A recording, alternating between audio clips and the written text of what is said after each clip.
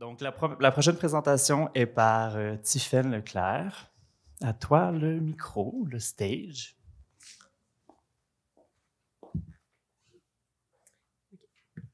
Bonjour tout le monde. Je pense que je ne suis pas vraiment devant le micro, hein, je vais me replacer.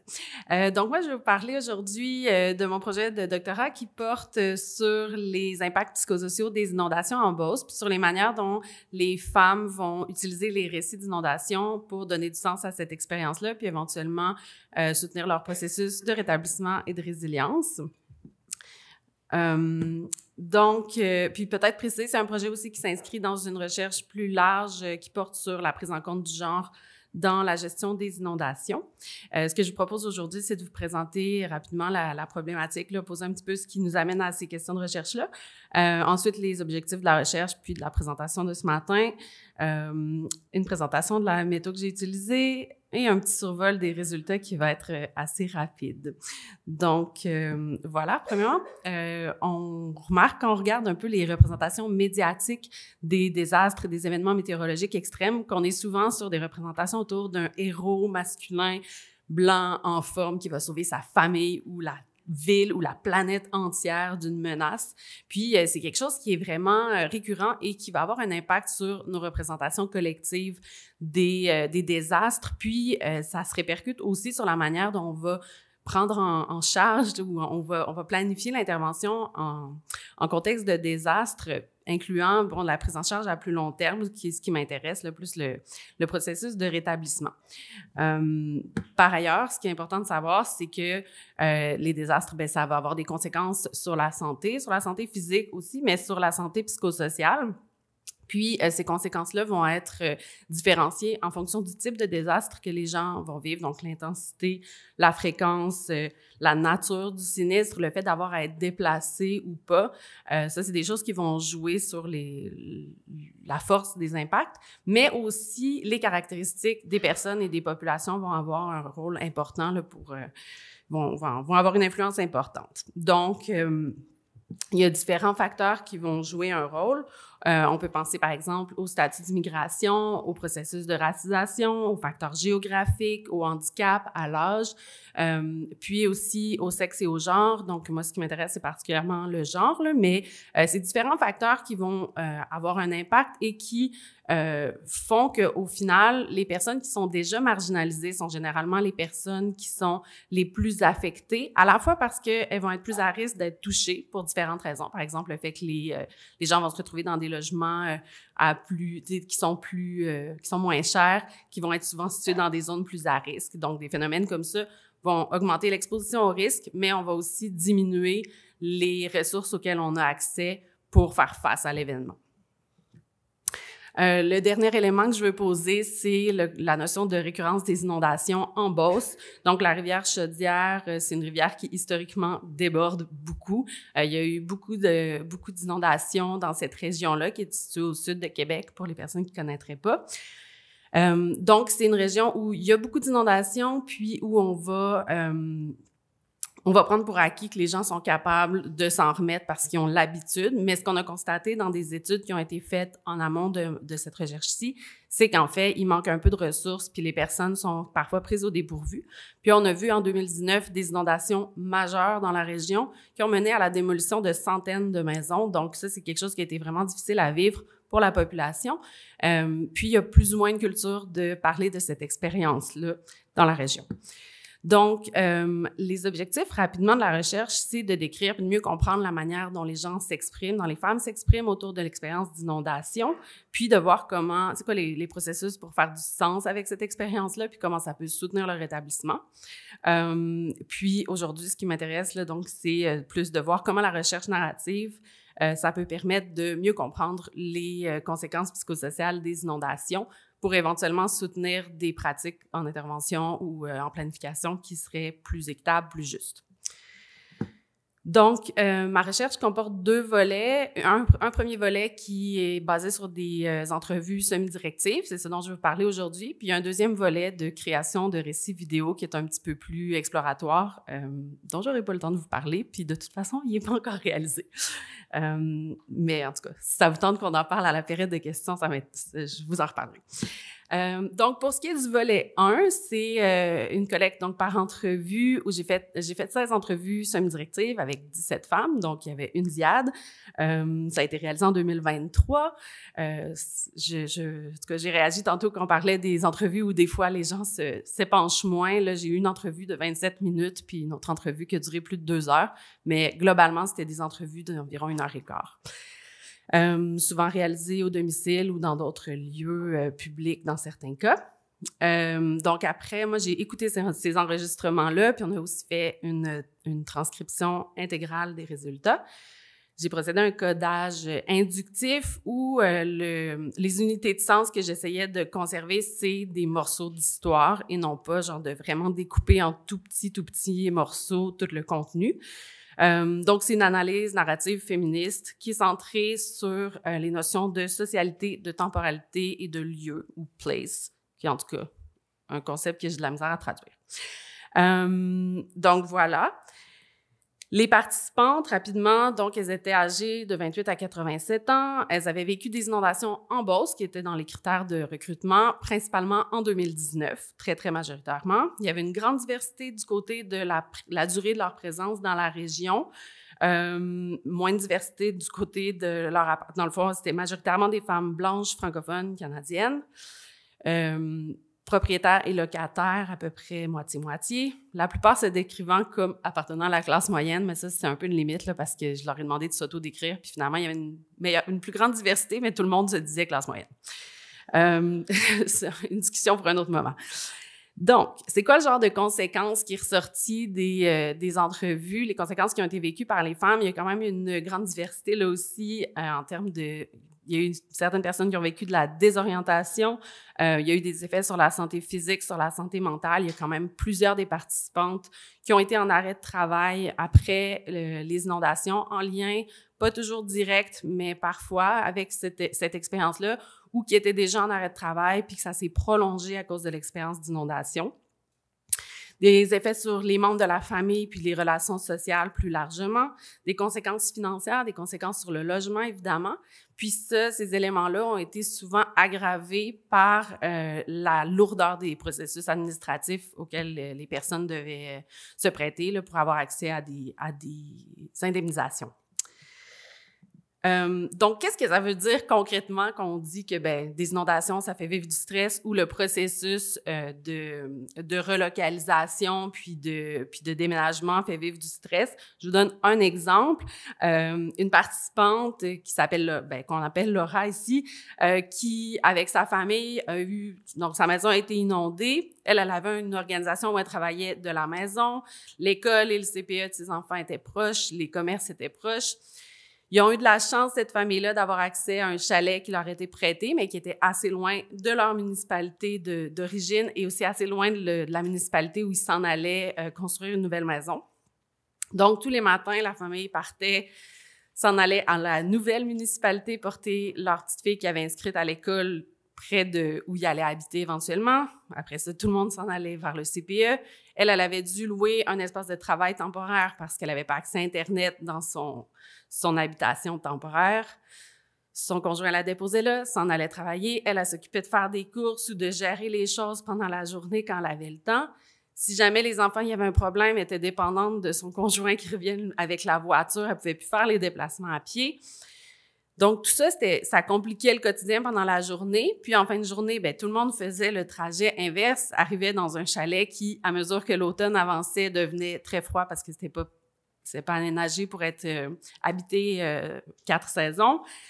Donc, tout le monde arrivait, avait froid, avait faim. Le conjoint s'en allait à la future maison pour contribuer aux réparations. Donc, elle se retrouvait avec une charge familiale beaucoup plus importante qu'auparavant, avec une organisation de vie qui était complexe. Puis finalement, c'est beaucoup plus cette période-là qui a été stressante et difficile que l'inondation elle-même.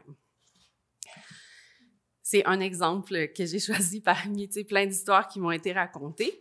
Mais donc, ça permet aussi, l'analyse narrative, ça nous permet et de voir des conséquences dans la manière dont elles se déploient vraiment concrètement pour les participantes, puis aussi d'explorer c'est quoi les stratégies que les participantes vont utiliser pour se rétablir, pour arriver à créer à nouveau un sentiment de sécurité, un chez-soi dans lequel elles puissent être confortables éventuellement. Pour la plupart d'entre elles, pas toutes.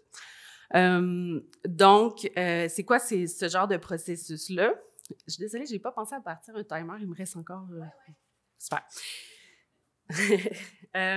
Donc, les différentes stratégies que les participantes vont utiliser, celle qui était la plus commune, c'est de se comparer aux autres. Et il y a une ou deux personnes qui parfois se comparaient négativement, mais toutes les participantes se comparaient soit à d'autres personnes qu'elles connaissaient ou encore à ce qui aurait pu leur arriver pour diminuer un peu l'impact de ce qu'elles avaient vécu. Donc, ben, il aurait pu se passer telle affaire. Ça a été dur, mais ça n'a pas été aussi pire que mes voisins chez qui l'eau est montée plus haut, chez qui ils ont perdu leur voiture, etc., etc. Donc, ça a été utilisé vraiment largement. Plusieurs personnes qui ont trouvé différentes façons de s'exprimer sur l'expérience qu'elles ont vécue. Elles ont aussi posé différentes actions symboliques pour soit s'approprier un nouveau chez-soi ou pour dire au revoir à une maison qui allait être démolie. Donc, par exemple, de faire de la peinture, de faire un moment de rencontre, différentes choses comme ça. Il y a aussi une participante qui, avec son conjoint, ont décidé comme ils devaient quitter leur maison où ils avaient habité pendant des décennies, ils ont décidé de déménager leur jardin vers la nouvelle maison qu'ils allaient louer. Puis, dans ces termes, là, vraiment avec une volonté d'arriver à s'enraciner dans un nouvel endroit. Puis finalement aussi, bon, plusieurs stratégies autour de l'aménagement, du réaménagement de la maison ou du déménagement.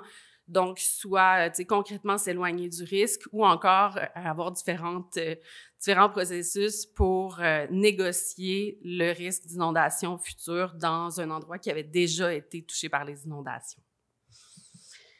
Donc ça résume un petit peu le schéma là, qui est en train de se construire de ce qui arrive aux femmes qui sont inondées en Beauce. Donc, les différentes conditions matérielles et sociales qui vont influencer leur expérience, les différentes conséquences qu'elles ont vécues, puis les stratégies de rétablissement et de résilience qui les amènent, au terme de ce processus-là, à reprendre du contrôle un peu sur cette expérience, à donner du sens à l'expérience, puis à s'installer, oui, je termine, dans un nouveau domicile, soit parce qu'ils ont déménagé ou parce qu'ils donnent un sens différent à leur ancien domicile.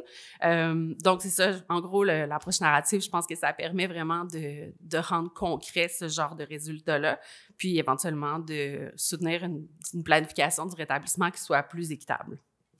Je m'arrête ici, parce que je vois que j'ai déjà bossé mon temps. Merci beaucoup, Tiffaine. Super présentation. La troisième présentatrice sera de Catherine Côté.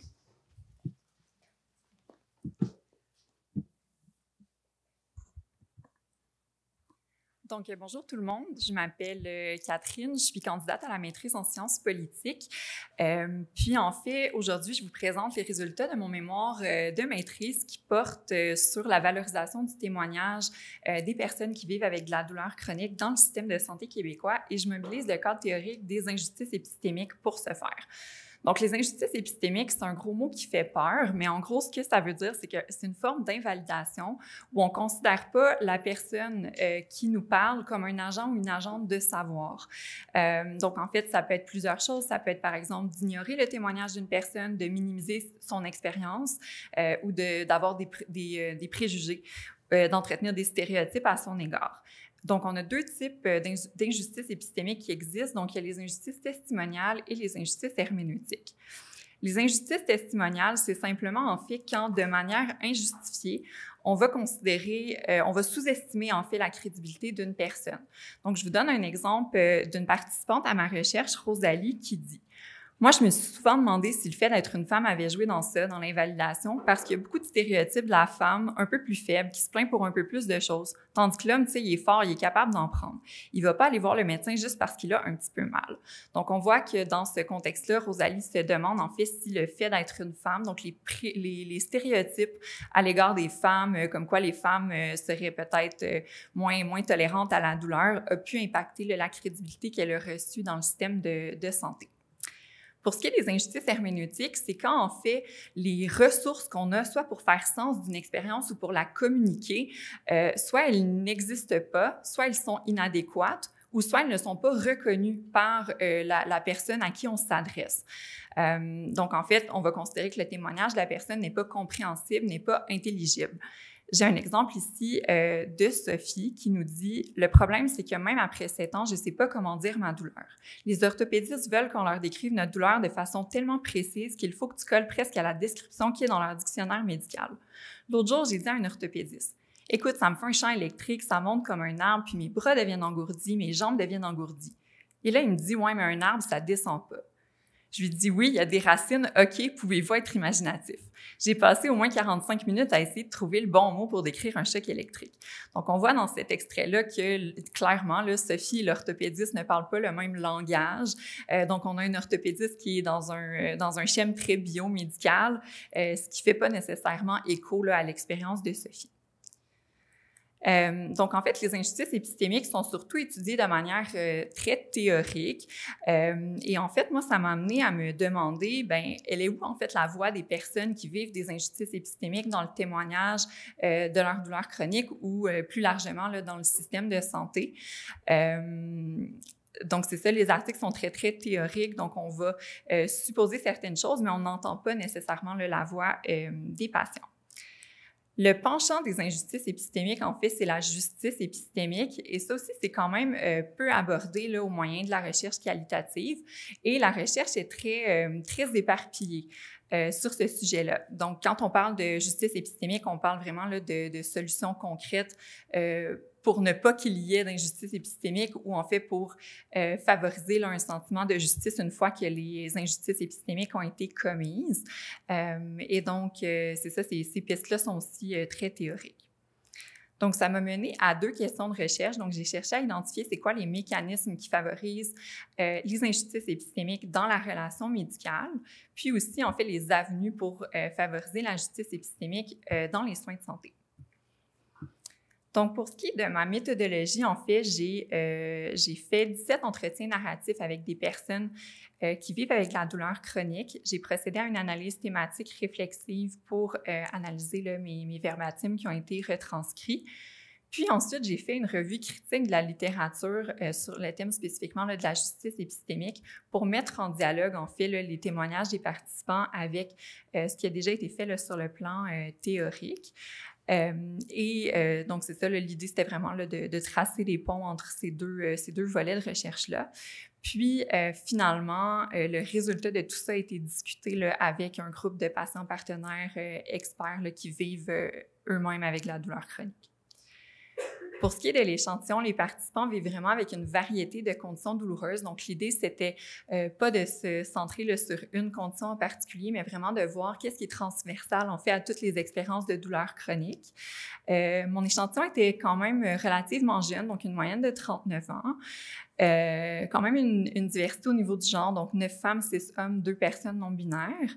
Et le temps moyen vécu avec de la douleur est de 8 ans, mais variant là, entre un peu moins d'1 an jusqu'à 20 ans. Et quand on parle d'une douleur chronique, là, en fait, c'est une douleur qui persiste pour plus de 3 mois ou au-delà du délai normal d'une guérison.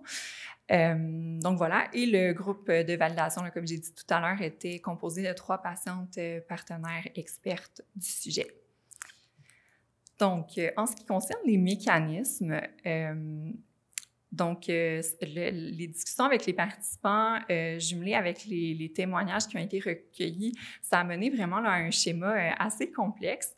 Les cases que vous voyez en plus pâle, en fait, c'est vraiment ce qui est ressorti plus spécifiquement là, de l'analyse thématique puis qu'on a mis en relation là, dans un contexte un peu plus large avec les participants. Donc, en fait, qu'est-ce qui cause les injustices épistémiques? C'est notamment les facteurs institutionnels. Donc, par exemple, le temps qui manque beaucoup dans les relations médicales. Ça, c'est quelque chose qui est revenu beaucoup dans les entrevues. Donc, en fait, le fait de manquer de temps dans les consultations médicales ne favorise pas le témoignage parce qu'en fait, on n'a pas le temps, on n'a pas les conditions là, pour se livrer. Ensuite, il y a le fait que naviguer le système de santé pour plusieurs patients, c'est complexe. Donc, on ne sait pas nécessairement à qui témoigner, comment témoigner. Souvent, on ne parle pas aussi le même langage, donc ça peut être complexe. Donc voilà. Puis, on a aussi, là, comme je l'ai montré tout à l'heure avec l'exemple de Sophie, le modèle biomédical et le langage qui peuvent entraver aussi là, la crédibilité qui est accordée, en fait, l'intelligibilité qui est accordée au témoignage des patients.